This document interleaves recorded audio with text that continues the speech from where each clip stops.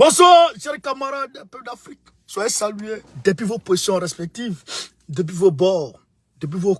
Partagez le direct dans les clogs. Mettez dans les coffres, les crèves, les clogs, les gloglos. Frère, ayant partagé WhatsApp, Telegram. Yali, yolo bé. Partagez le direct.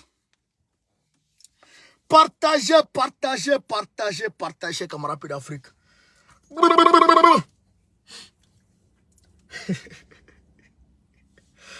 y a des gens qui sont en train de dire que le communiqué du PPACI là n'est pas authentique. Encouragez-vous. Si ça peut vous encourager, encouragez-vous ça. Ça là, s'il y a un communiqué plus authentique que ça n'existe pas.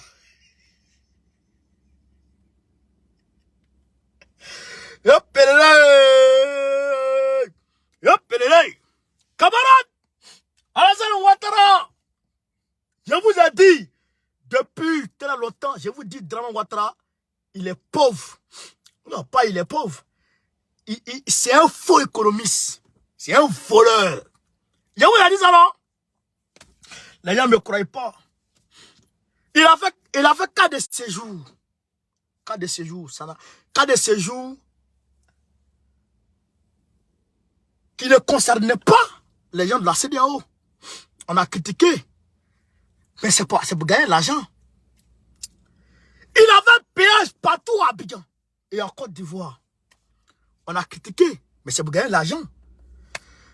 Il avait un péage partout sur toute la route. On a critiqué, mais c'est pour gagner l'argent.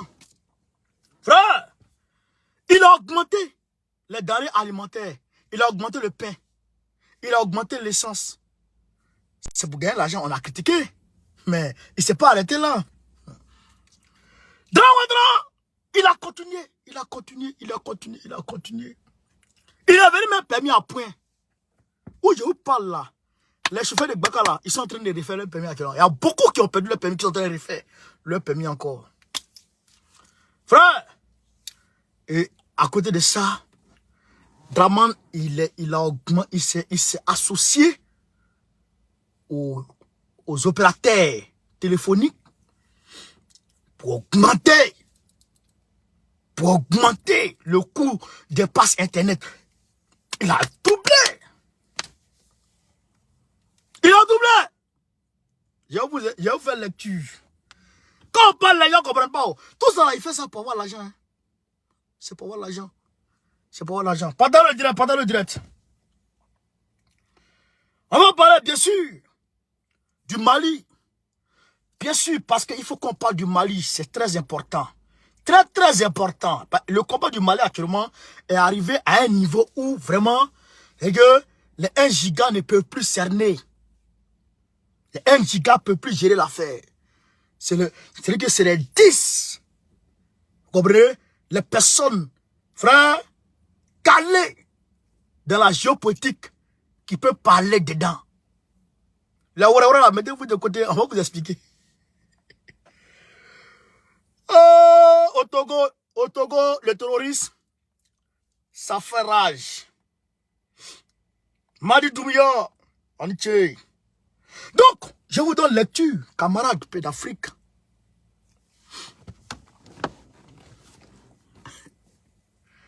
Je vous donne lecture, camarades d'Afrique. Alors, Côte d'Ivoire, augmentation du coût de l'Internet mobile et des appels. Les opérateurs veulent maintenir leur marge. Point d'interrogation. Écoutez ici. Cette semaine, les consommateurs ont observé une hausse de près de 20%. 20%. Une hausse de 20%. Écoutez, hein, écoutez en liquidité. C'est ce que ça donne. De 20% de l'Internet mobile et des appels. Les deux, souvent liés à des offres commerciales conjointes. Internet plus appel téléphonique. Exemple, un pass qui offrait 2,5 gigas et 200 minutes d'appel pour 3000 francs CFA, pour 3000 francs CFA, est subitement passé à 5000 francs CFA. De 3000, 5000, Draman a mis 2000 dessus. 2000! 2000! C'est pour lui, hein? C'est pour Draman. Oh, les Ivoiriens sont pleins sur les réseaux sociaux. Regardez le communiqué du gouvernement. Le gouvernement de Côte d'Ivoire a publié ça sur sa page. Regardez. Hey, Draman là. Mais Draman, c'est pas la peine. Bon, je vais commencer à arranger mon langage maintenant. Comme peut-être on peut me nommer représentant. En tout cas, moi je suis bon représentant. Hey, camarade, je mérite ou je ne mérite pas d'être représentant en France ici. Je mérite ou je ne mérite pas? Si elle ne mérite pas, dites. Si elle mérite, dites. Où est-ce là? Nommez-moi. Si vous me nommez représentant, en tout cas, la France là, on est près de plus de 200 000 Ivoiriens en France. Environ 300 000 Ivoiriens en France ici. Moi, je vais mobiliser 200 000 Ivoiriens pour donner à Gbagbo. Je peux faire ça. Si on me nomme représentant. Oui. Nous, représentant qui dit, les ouïa là, ceux qui sont là, ils ne peuvent pas travailler là, on ne veut pas d'eux. Yamoli! Le communiqué est camarade d'Afrique. Attendez, c'est pas fini. Constatez si aucun opérateur n'ose publiquement s'exprimer sur la question, hormis le fait de n'avoir pas annoncé les offres constatées en marge, nos sources justifient cette soudaine hausse par le contexte inflationniste mondial. Le contexte inflationniste mondial. Comment est-ce que la guerre de l'Ukraine peut augmenter appel téléphonique? Nous, on est en France ici, là. Nous, on est en France ici, là.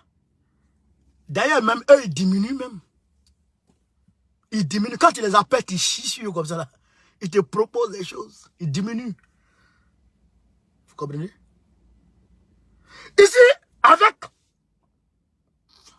pour quelqu'un qui n'est pas cyberactiviste comme nous, avec 15 euros, non, mais pas 15 euros, avec 10 euros maximum. Vous voyez, avec les promotions là.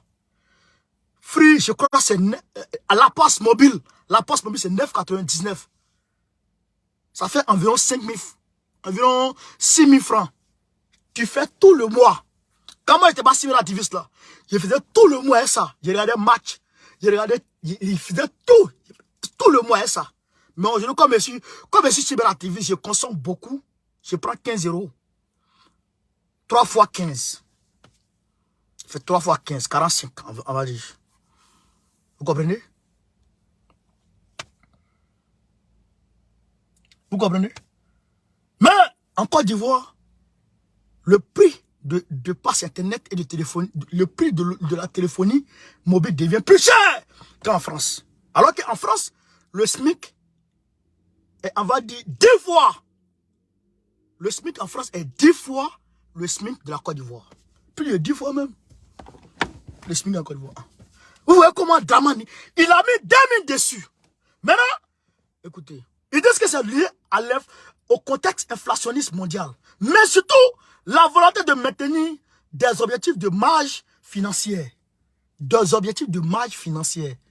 Mais surtout, la volonté de maintenir des objectifs de marge financière. Pourquoi? Marge financière dans quel contexte? Hein? Ouais. C'est que l'État, monsieur. Écoutez, mais surtout, la volonté de maintenir des objectifs de marge financière. Donc, quand l'État les frappe, eux aussi, là, ça agit sur eux. Donc, eux, ils augmentent. Draman les a frappés. Il les a frappés. Il dit, ce monsieur-là, vous voyez, il est en train de courir derrière la banque, derrière le FMI. Il veut crédit. Il est en train de courir derrière le FMI pour un crédit. Vous voyez, non? Vous voyez ça, non? Draman, il ne gagne plus l'argent. Un faux économiste. Un économiste, ouya. Vous-même, regardez, camarades. Regardez, de vous à moi. Regardez quelque chose, de vous à moi. De vous à moi. Quand toi, tu prends crédit, toi, tu n'as pas l'argent. Tu es pauvre. Quelqu'un te dit, je te donne 10 millions de crédit. 10 millions, tu dois me rembourser ça. Chaque fin du mois, tu me rembourses 200 000, jusqu'à ce que le crédit, la dette finisse sur toi. Mais quand toi, tu prends les 10 millions là-haut, la moindre des choses, c'est d'aller créer quelque chose qui va te rapporter de l'argent. Moi, petit douleur, moi, vrai petit douleur, j'achète mon baka. J'achète un baka.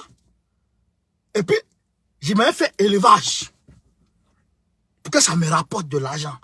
Et pour que je puisse rembourser l'argent de l'autre. Mais, c'est quelqu'un qui veut vivre la vie de Louga. On lui donne 10 millions de dettes. Et puis il prend les 10 millions. Frère, il prend les 10 millions. Et puis il va acheter une grosse 4x4. Et puis il roule dedans dans Abidjan. Il prend les 1 million. Il achète 4x4 à 8 millions. Les 2 millions qui restent là, il prend 1 million. Il va voir sa jolie maman. Fontagbe, quoi. Il donne 500 000 là-bas. Il va avec elle à l'espace cossé. Puis il va acheter les habits. Les 1 million qui restent là maintenant, il fait ça d'Abali. Mais ça a fini. Ça a fini. Mais quand ça a fini maintenant là, comme tu as la honte sur toi, tu ne veux pas vendre la voiture. Qu'est-ce que tu fais? Tu vas aller prendre crédit encore. Voilà comment Draman fonctionne. Au lieu de créer, au lieu d'investir la dette dans des investissements qui peuvent rapporter à la Côte d'Ivoire, il ne veut pas ça. Hein? Il va mettre dans le goudron biodégradable. Goudron là, ça te rapporte quoi? Ça rapporte quoi? On dit non, le goudron, la voirie précède le développement. Mais ça fait 10 ans. Tu es en train de faire goudron, on ne voit rien. Ça fait 10 ans que tu fais goudron, on ne voit rien. Mais le fou, c'est celui qui pose les mêmes actes, qui fait les mêmes causes et qui s'attend à des résultats contraires. C'est ça le vrai fou. Draman, soit il est zinzin, ou Romagne. Donc, tout est mélangé dans sa main. Mais là, il vole. Il allait voler le terrain d'Akisi Delta. Akisi Delta. Delta de ma famille là. Il allait voler son terrain. Je vais faire une vidéo de ça tout à l'heure. Quand on va finir, je vais une bonne vidéo de ça pour publier sur Bago Fils. Vous allez récupérer ça. Camarade d'Afrique. Donc, ils ont fait un communiqué pour confirmer qu'en réalité, voilà, les gens là n'ont pas les téléphones. Pour défendre les téléphonies mobiles. Pour défendre les téléphonies mobiles. Et là, tout a augmenté. Tout a augmenté. L'État voulait maintenir ses marges. Nous aussi, on a de gros investissements pour suivre la charte qualitative imposée par les autorités et pour suivre les couvertures Internet GSM, les passes quoi, sur l'ensemble du territoire. On a été contraint d'augmenter nos tarifs. On n'avait pas le choix. C'est aussi simple que ça. Résume, sous couvert d'anonymat, l'une d'entre elles qui corrobore les explications d'autres. Voilà ça. L'État a augmenté et aussi augmente. Ma voix. Et maintenant, l'État même vient les défendre pour dire non, il respecte la marge. Voilà le communiqué. Je ne lis même pas. Il dit qu'il respecte la marge. 20% le faisant passer de l'ancien métier, le métier Oh, je lis même pas ça. Ils défendent la téléphonie. Mais vous avez augmenté. Eux aussi, ils augmentent. Ils disent que non, ils sont dans la marge. Ils respectent les taxations, etc. Voilà, Draman. Je vous ai dit. Mais Draman, Draman, tous ces gars-là, tous ces chefs de guerre, il y a beaucoup de gens qui sont des braqueurs. Des braqueurs. Côte d'Ivoire là. Côte d'Ivoire là, levez-vous de... Je vous dis, levez-vous. Un jour, vous allez vous réveiller, Draman a fatal le pays. Il a kenné. Et puis on va dire, vous la sortez. Monsieur, sortez. La Côte d'Ivoire a été vendue. Draman a pris le jeton et il est parti. Draman. Toi maintenant, le drap. Dramatique. Toi tu entends ça. Il y a bonne chose dans ça. Draman. Le drame. Et puis man. Voilà, à partager. Alors donc, très rapidement au Togo, l'état d'urgence sécuritaire prolongé de 12 mois dans les savanes. Donc, l'état d'urgence a été prolongé au Togo, dans les savanes, dans le nord. Les députés togolais ont adopté à l'unanimité le projet de loi autorisant la programmation de l'état d'urgence sécuritaire pour une période de 12 mois dans la région des savanes afin de faire face aux enjeux sécuritaires du moment, gagnant aux enjeux sécuritaires du moment, gagner la guerre contre le terrorisme et l'extrême violence. La programmation de l'état d'urgence à compter du 13 mars 2023 dans les savanes a été votée le jeudi 6, Madame Yanga, etc. Donc, l'état d'urgence, vous savez ce qu'on appelle l'état d'urgence, non? L'état d'urgence, c'est un pouvoir qu'on donne au président d'agir sans passer par l'Assemblée nationale. Vous comprenez? On vote ça 6 mois.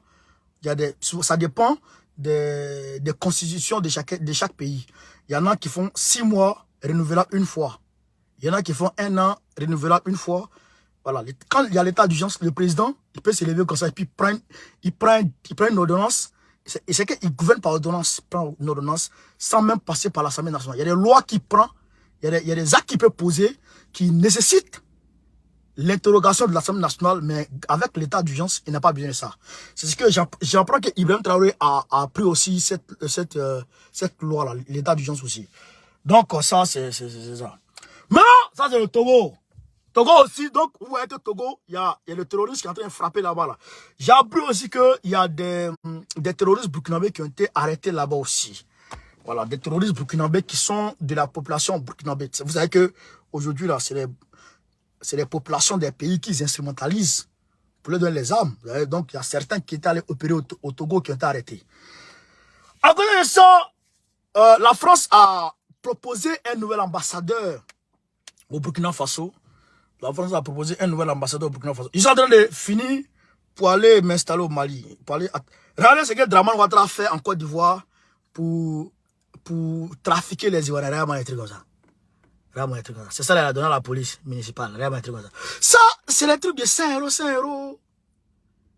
Trottinette de 5 €. C'est ça, quand les gens voient ça, les Chinois, les Shintok là. Quand les gens voient ça bien, ado, c'est un ça. Partagez, commentez, mettez les cœurs. Mettez les cœurs.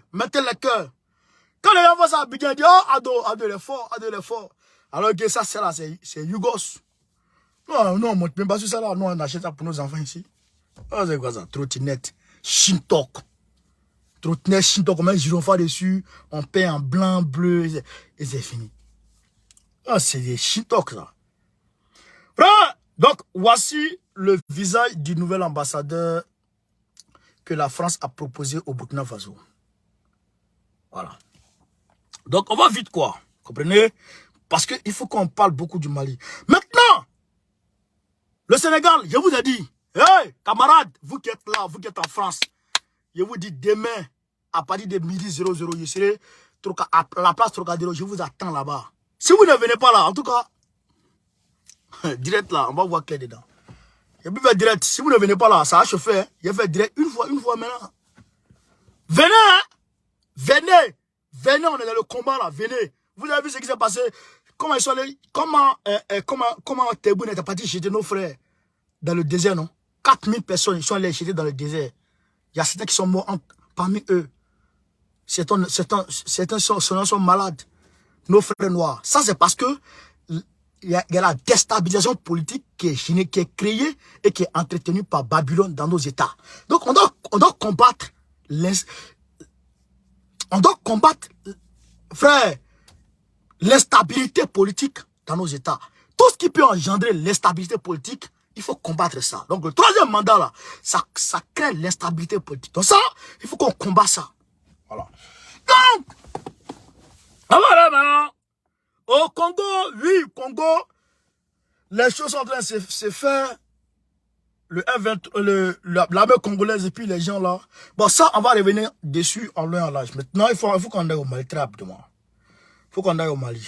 Alors, camarades, au Mali, le procureur de Bamako a dit que Rose n'a pas été arrêtée parce qu'elle a dénoncé le Ouassi ici. Il dit que Rose n'a pas été arrêtée parce qu'elle a dénoncé la cherté de la vie.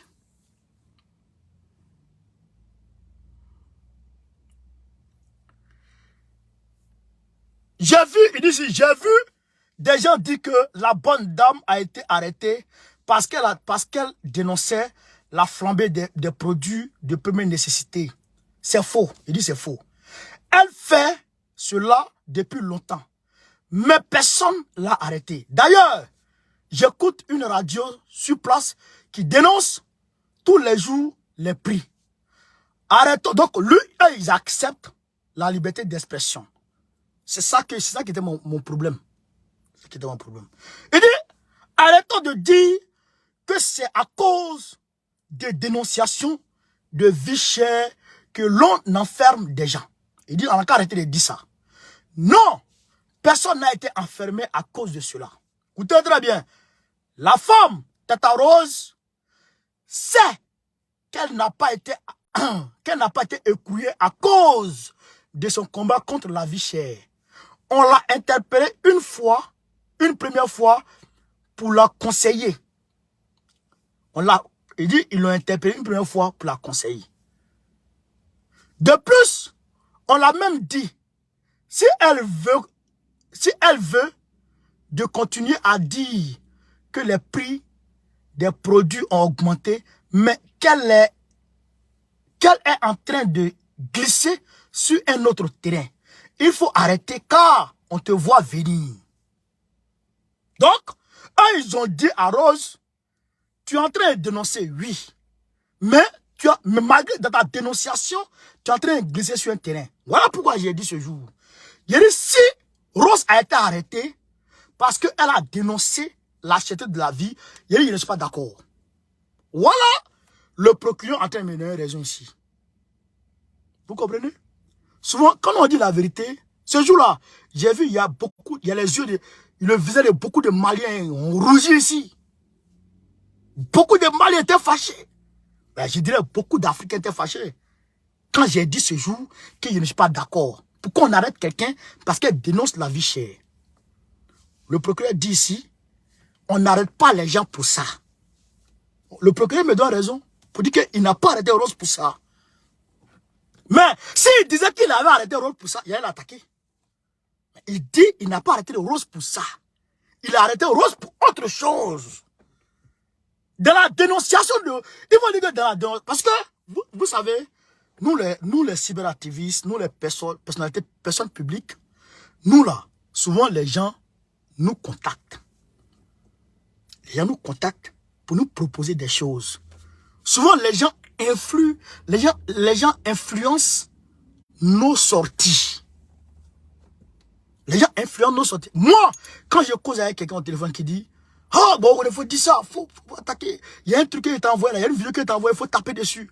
Quand ils me disent ça là, ce jour-là, je ne fais pas ça. Même si dans ma tête, je devrais faire ça, mais ce jour-là, je ne fais pas ça.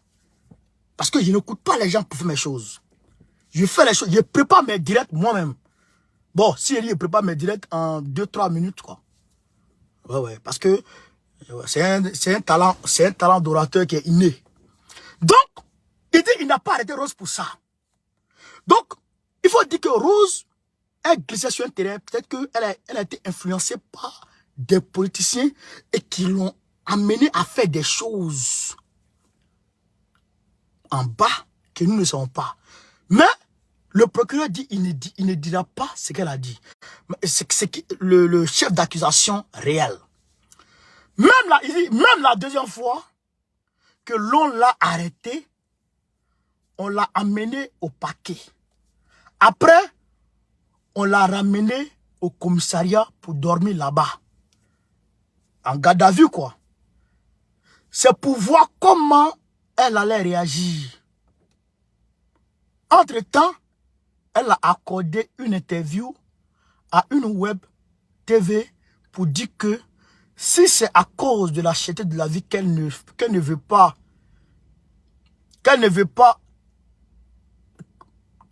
arrêter et qu'elle n'a pas peur, voilà, qu'elle ne va pas arrêter le gars qui transmet là, qu'elle ne va pas arrêter et qu'elle n'a pas peur. Alors qu'elle sait bien que ce n'est pas à cause de cela. Donc, elle sait que ce n'est pas à cause de la cherté de la vie. Donc, ce n'est pas à cause de la cherté de la vie que Rose a été arrêtée. Elle a été arrêtée pour autre chose.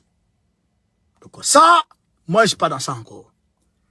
Donc si elle a été arrêtée pour autre chose, elle sait pourquoi elle a été arrêtée. Ça aussi, c'est une réalité. Donc ça, je voudrais faire cette précision dans un premier temps. Deuxièmement, ça c'est la bonne nouvelle. L'ONU, la MINUSMA veut partir. On est en avril, non? On est en avril, non? Dans 2 mois, l'ONU doit se réunir pour parler du sort de la MINUSMA. Maintenant, Antonio Guterres a lancé un ultimatum au Mali. Il a lancé un ultimatum à Assimi Goïta.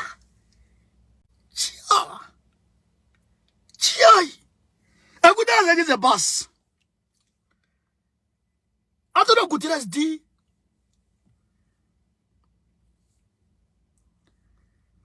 il dit que le Mali doit respecter les droits de l'homme. Respect des droits de l'homme et des engagements ou retrait de la MINUSMA. Ça veut dire quoi? Ça veut dire le Mali doit accepter tout ce que la MINUSMA désire. Tout ce que la MINUSMA désire. Laisser les avions de la MINUSMA survoler le Mali comme ils souhaitent. Laisser les gens de la MINUSMA aller informer les terroristes. Aller renseigner les terroristes. Laisser les gens de la MINUSMA transporter, servir de coussier des terroristes. Vous comprenez? Laisser une liberté totale à la MINUSMA d'agir comme ils agissent dans le pays de Tshisekedi au Congo. Alors que le Mali a mis un mécanisme en place qu'ils appellent aujourd'hui le statu quo. Ce mécanisme dit quoi? Ce mécanisme oblige toute personne, tout contingent de la MINUSMA d'informer et de demander l'autorisation auprès des autorités maliennes avant quelques survols du territoire malien que ce soit. Ce mécanisme oblige quelques contingents de la MINUSMA que ce soit à demander l'autorisation aux autorités maliennes d'aller et venir. Vous comprenez? Vous comprenez? Si tu vas aller là-bas, là, tu veux prendre ton avion pour aller peut-être à Gao. Tu veux quitter Bamako, tu vas à Gao. Il faut demander l'autorisation aux autorités maliennes. Et elles vont te dire, tu t'en vas à quelle heure? Tu t'en vas avec quoi? Tu t'en vas comment? Là, on calcule ton trajet. Si tu te vas là-bas parler avec les terroristes, on connaît ta position. Excusez-moi, on connaît ta position. Si tu t'en vas avec des caisses. Les caisses là, il faut qu'on voie ce qui est dedans. C'est ce mécanisme-là qui a paralysé le système de renseignement et de soutien logistique aux terroristes. Donc, elles appellent ça statu quo. Quand ils sont aux Nations Unies, et puis ils débattent, ils disent statu quo, c'est ça qui est là, le mécanisme, c'est ça. Donc, il dit, donc le Mali a mis en quelque sorte la MINUSMA dans une impasse. Et que c'est pour leur dire de partir. Mais là, Antonio Guterres vient dire, il pose deux conditions. Le respect des droits de l'homme et des engagements où on s'en va. L'engagement, c'est que la MINUSMA travaille en toute liberté. Maintenant, pourquoi droits de l'homme? Droits de l'homme parce que si la MINUSMA s'en va, le rapport a été établi. Je vous ai lu le rapport. Le rapport dit que les autorités maliennes se sont rendues coupables d'exactions. L'armée malienne s'est rendue coupable de violation des droits de l'homme. Voilà ce qu'ils ont dit. Donc, ce qui veut dire, c'est un rapport officiel de la MINUSMA. Donc, ils gardent ça au froid là-bas aux Nations Unies. Maintenant, quand ils vont partir, les Nations Unies eux-mêmes, si le Mali leur dit de partir, voilà ce qu'ils sont en train de mettre comme, je dirais, comme menace. Voilà les menaces que sous-tendent la déclaration de Antonio Guterres. Et ils s'en vont, non? D'accord. Maintenant, eux, l'ONU, là, quelle est leur source de renseignement? Leur source, c'est quoi? Ils disent, selon eux, qu'ils appellent des personnes qui sont dans les villages. Des personnes qui sont dans les villages, eux, ils les appellent. Et ces personnes-là leur donnent des renseignements. Hier, c'était Human Rights Watch qui était la principale source d'information.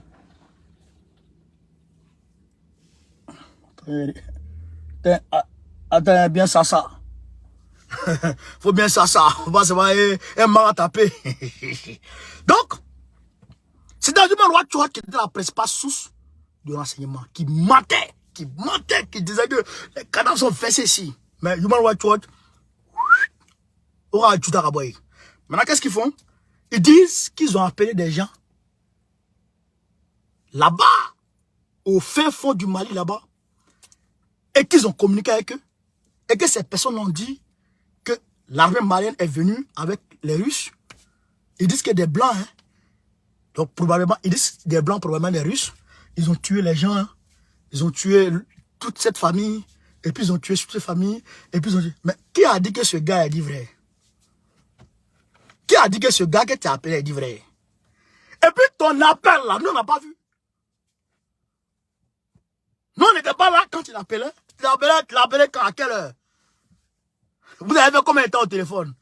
Il parlait dans quelle langue? C'est ça! Nous on n'était pas là. Donc c'est faux. Ça c'est des bases qui ne tiennent pas. C'est des sources qui ne tiennent pas. Ça fait un. Deuxièmement, eux, la MINUSMA, eux ils se promènent. Et puis, ils voient les corps. Et ils voient les corps. Les casques bleus, souvent, ils voient des corps et ils font les rapports. Les casques bleus, là, ils ont vu combien de corps. Ils n'ont qu'à montrer les photos des corps, là. Mais c'est faux. Donc, ils vont avec une déclaration officielle mensongère. Vous comprenez? Ils vont avec une fausse déclaration. Mais comme elle est officielle, ça leur permet de se baser dessus pour créer d'autres mensonges. C'est pourquoi ils disent respect des droits de l'homme. Maintenant, quand ils vont partir à ça, et quand le Mali va leur demander de partir, quand ils vont partir, ils vont continuer à faire des propagandes pour dire vraiment le Mali ne respecte pas les droits de l'homme. Le Mali a tué telle personne. Le Mali a tué tel peuple. Le Mali a fait ceci, le Mali a fait cela. C'est pourquoi, quand l'armée malienne a survolé Kidal avant-hier, les gens de la SEMA ont demandé, frère, l'intervention de la communauté internationale. la réaction de la communauté internationale. Ils ont demandé à ce que la communauté internationale réagisse. Vous comprenez? Donc, ce sont eux, maintenant, qui vont faire des rapports. Parce que c'est eux qui doivent leur pouvoir éphémère et tel un château de sable, tel une cendre qui quand la tempête va souffler, va s'évaporer. Je le dis, les gens de Kidal, là, c'est comme une cendre qui est entassée et qui attend la tempête pour se disperser, pour s'évaporer, pour disparaître. C'est ça, les gens de Kidal. Donc, quand le Mali va foncer sur eux, les mains vont dire, le Mali a tué tant, le Mali a tué tant, le Mali a fait ceci, le Mali a fait cela. On demande l'intervention de la communauté internationale. Et le scénario de la Libye, hop, ils s'élèvent, brou, brou, brou, ils vont. Mais, malheur à eux, la Russie et la Chine sont assis là, au Conseil de sécurité. Aujourd'hui, c'est la Russie qui gère la présidence du Conseil de sécurité. Non seulement, la Russie peut poser son veto pour dire non, vous ne partez nulle part. Non seulement ça, mais s'ils envoient un dossier pendant que la Russie est président du Conseil de sécurité, la Russie prend ce dossier et met de côté. Et il avance. Et d'ailleurs, j'ai eu une information, on dit qu'il se peut que la Russie a le droit de sortir le dossier du Mali, la plainte du Mali, là, que la Russie a le droit de sortir ça pour mettre ça à l'ordre du jour afin d'en débattre aux Nations Unies. J'ai appris cette information, mais je pense que c'est vérifié. Vous comprenez? Donc, voilà ce que la MINUSMA m'a dit. Mais nous disons clairement, c'est la demande de la MINUSMA qui vient d'établir là. Nous disons clairement que nous souhaitons ardemment et sans négociation avec Assimi Goïta, on ne négocie même pas. Nous voulons que la MINUSMA dégage. Nous, on veut que la MINUSMA dégage. Parce qu'elle doit dégager. Voilà. Elle doit dégager. S'il parle de droits de l'homme, et il veut faire le scénario de Benghazi ou le scénario de l'Irak, la Russie est là pour bloquer. La Russie est là pour bloquer avec son veto. On s'en fout. La Chine aussi est là pour bloquer avec son veto. Bon, la Chine, là, on n'a pas trop confiance. Mais la Russie, elle va bloquer avec son veto. Donc, on avance. C'est pourquoi j'ai dit à Assimi Goïta, quand quelqu'un lave ton dos, il faut laver ton ventre. Quand quelqu'un lave ton dos, il faut toi-même, il faut tout faire pour laver ton ventre. Même de rien. Poutine, là, il est humain. Poutine, c'est un être humain. Et l'être humain, son âme se trouve dans la main de Dieu. Son âme se trouve dans la main de Dieu. Et Dieu, là, il peut rappeler son serviteur quand il le veut. Donc, chaque jour que Poutine fait avec nous est une chance pour se libérer de l'impérialisme. Il ne faut pas retarder cette affaire de Kidal-là. Il ne faut pas retarder. Plus on retarde, plus on donne la chance à Babylone de se réorganiser. Plus, aujourd'hui j'ai lu un article sur Tebboune, Abdelmadi Tebboune, où il dit qu'il sait qui a tué les otages algériens en 2014. Que c'est un pays voisin du Mali. C'est un pays voisin du Mali qui a commandité le kidnapping des Maliens, comment on appelle ça, des Algériens en 2012-2014. Vous comprenez ça? Il dit qu'il connaît le pays voisin. C'est quel pays? Mais si tu connais le pays, en question. Parce qu'ils ont... Ces gars-là, les Algériens ont été attrapés au Mali. Ont été kidnappés au Mali. Si tu connais le pays voisin là, dis-nous. Dis-nous. Tebboune là, il n'est pas clair. Moi, lui et moi, c'est fini. Ça, c'est fini. Moi, Tebboune, même s'il transforme le monde en diamant, lui et moi, c'est fini. Fait. Lui et moi, fait. Il est mauvais. Il est méchant.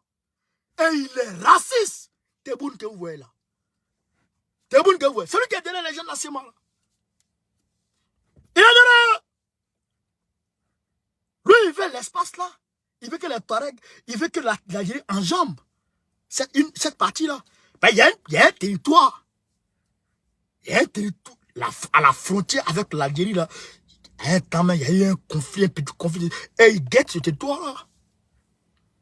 Il gagne le territoire avec le Mali, mais nous, on vous regarde. Mauvais gars.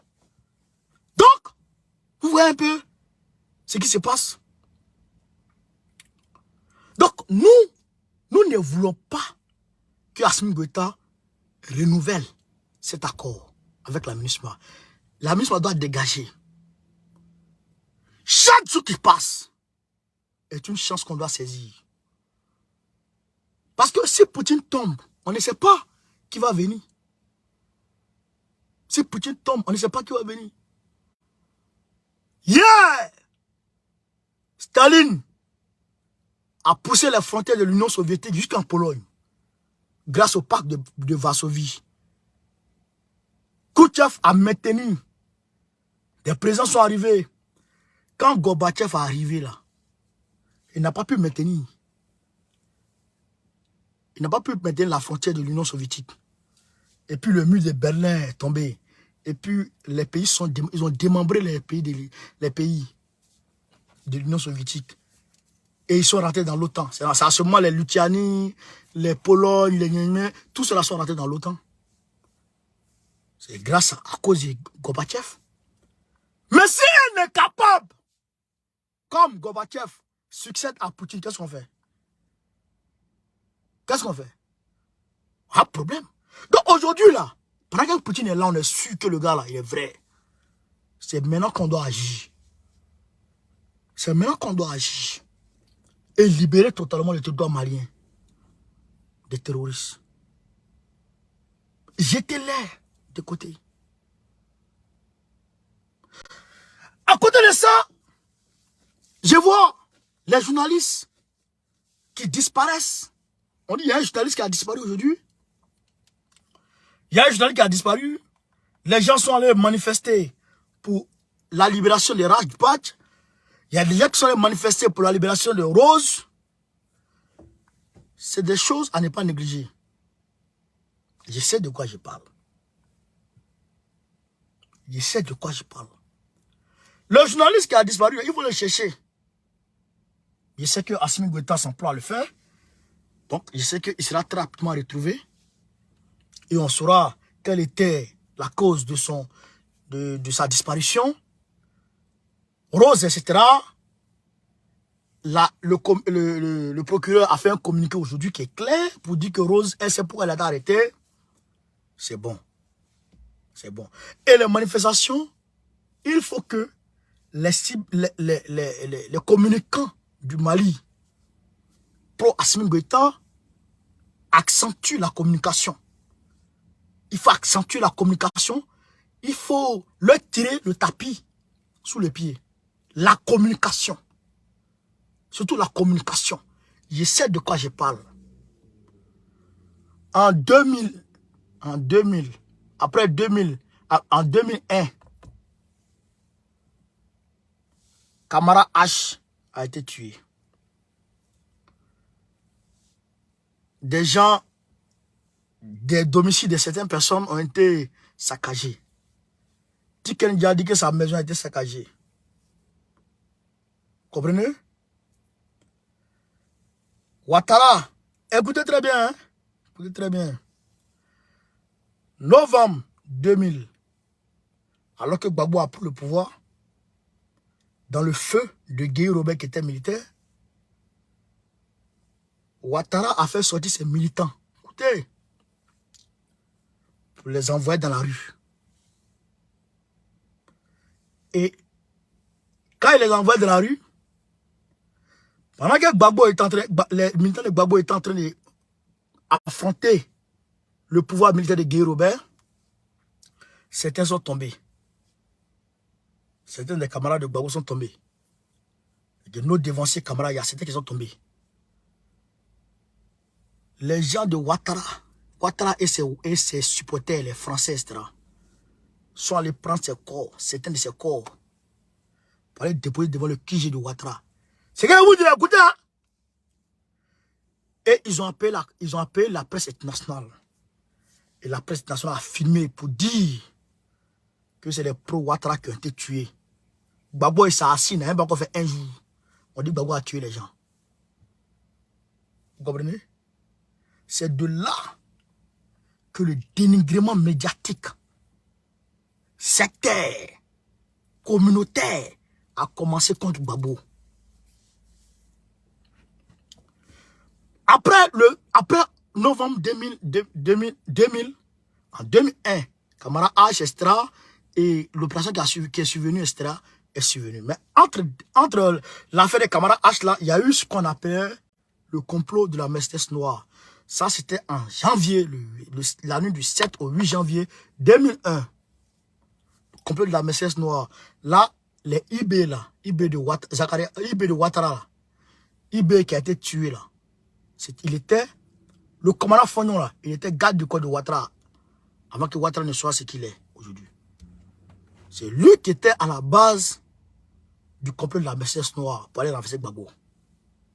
Mais quand ils ont échoué, ils ont commencé maintenant le dénigrement.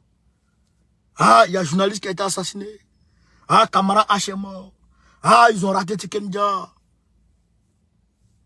Vous comprenez? Ils ont commencé à mettre dans la tête des gens. Gbagbo n'aime pas les Djoula. Gbagbo n'aime pas les Djoula. Gbagbo tue les Djoula. Les Djoula peuvent péter boubou pendant la mosquée. Les Djoula peuvent faire ceci. Ils ont commencé à préparer les esprits.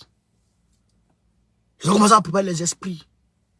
Et en 2002, paf, c'est parti la rébellion. Donc aujourd'hui, quand tu vois ce genre de choses, journaliste a disparu. Ah, la liberté d'expression est confisquée au Mali. Ah, ceci, ah, cela. Il faut faire des clarifications. Et il faut que les communicants prennent le relais pour clarifier les choses, pour que ce soit clair dans la tête des gens. Parce que tout le monde n'a pas le même esprit. Il y a certains, leurs esprits sont faibles. Il y a certains, tu vas leur parler 1000 fois, tu vas les remuer, et ils sont gamés. Ces gens-là. Mais il faut que la communication soit de taille. Hier, il n'y a pas eu cette communication dans le camp de Gbagbo. Hier, il n'y a pas eu cette communication. Parce que nous, on était au nord. Nous, on n'avait pas cette communication-là. Mais ça a Goudé, Gbagbo avait confié la responsabilité de mobiliser, de conscientiser le peuple. D'éveiller le peuple, les jeunes de Côte d'Ivoire. Les jeunes sans différence d'ethnie. Vous comprenez, ni de religion. Goudé devait réunir tous les jeunes de Côte d'Ivoire. Mais il n'est pas dit sélectionner les BT, les gens de l'Ouest. Il a fait son bonnier avec eux, les douleurs, les amis de côté. Donc il a créé, lui il a enfoncé le clou même. Mais ça, Gbagbo depuis sa position ne peut pas observer ça. Puisque quand les gens sortent, il se dit, ah, ça c'est tous les Ivoiriens. Mais il y a un problème. Donc la communication n'est pas passée. Maintenant, il faut que la communication passe. Il faut s'adresser en toutes les langues. C'est très important au Mali. Toutes les langues, pas en Bambara seul. En Tamasheko, en Pelo, en Korakwao. Il faut s'exprimer en toutes les langues. Toutes les langues, je dis bien, toutes les langues. Pour atteindre les gens depuis là-bas. Vous comprenez? Il faut cette communication. Parce que si on ne met pas cette communication, c'est pas bon. Ils vont peut-être nous gagner. Parce que eux, ils savent qui ils visent. Ils savent qui ils visent. Vous comprenez? Voilà la réalité. Donc, camarades, je pense qu'on a fait le tour. Au Tchad, Déby Kaka a fait, comment on appelle ça, a rendu persona non grata l'ambassadeur d'Allemagne au Tchad. L'ambassadeur d'Allemagne au Tchad. Donc, l'ambassadeur, voilà. On dit Tchad, Allemagne, les autorités tchadiennes ont déclaré, persona non grata l'ambassadeur Jean Krisch, l'ambassadeur allemand au Tchad. Il est déclaré persona non grata ce vendredi. Déby Kaka. Et puis, il y a un gars avec ça. C'est son affaire. Déby Kaka, là, c'est lui qui a tué son papa. Hein. C'est lui qui a tué son papa, Déby Kaka. Il a tué son propre père.